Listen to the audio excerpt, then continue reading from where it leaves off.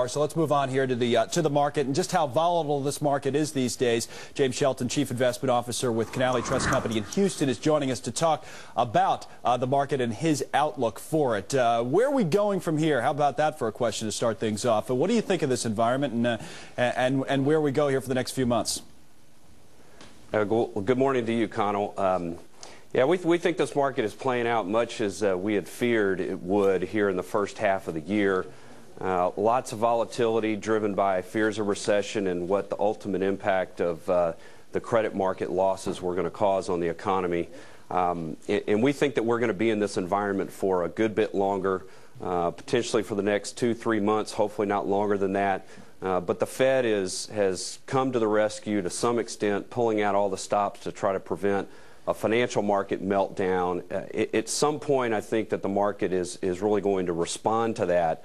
Right. But we still have some uncertainties out there that we've got to deal with here over the next couple months. If you saw this coming, as you say you did, how did you prepare for it, and how are you profiting off it now, or are you?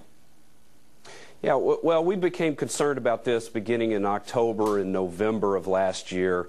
And so what we did was, one, we raised a little bit of cash to stay on the sidelines and just moved the portfolio to a little bit more of a defensive posture. So adding more healthcare names in there, some consumer staples, continuing a focus on energy stocks as well, but just taking some of the cyclical exposure as well as the financials out of the portfolio beginning in the fourth quarter of last year. All right, so you were able to get away from some of the damage that we've seen at the beginning of this year. Is there any thought to getting back into some of those names that have gotten beaten down so much, or do you just have to wait it out a little bit longer?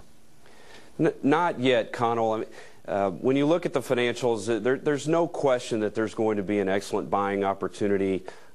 We don't believe that you can pick the bottom there, and I think there's still two big issues with the financials, mainly the banks and the brokers, meaning that we don't know what the ultimate impact of the losses are going to be. Meredith Whitney's piece yesterday was, I thought, fairly compelling, where there could be tremendous additional losses there. But I think more importantly for us as long-term investors is, where is the earnings power going to be driven for these banks and brokers in the future, when a lot of the activities that drove their strong earnings growth in the past, meaning subprime mortgages and some of the securitizations, that's going to be slow to come back. Okay. So we're in wait-and-see mode on the banks and brokers. You do have to have a high appetite for risk, James. I mean, how do you know the time, and what are the factors you look at as to when it's time to jump in?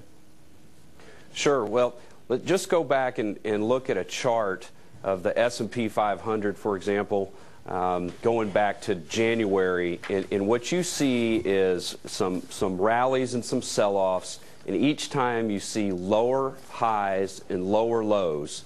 And to me, that's just an indication that you've got to continue to be cautious until that pattern starts to change a bit. So bottoms are a process that I don't believe that they happen just overnight, and the market will tell us over time when it's time to get back in. But as long as we have this continuing pattern, it's time to be cautious. James, thanks a lot for all the time today. We really appreciate it. James Shelton joining us today, and the opening bell is going to ring in a little less than 17 minutes. We got a couple of traders coming up.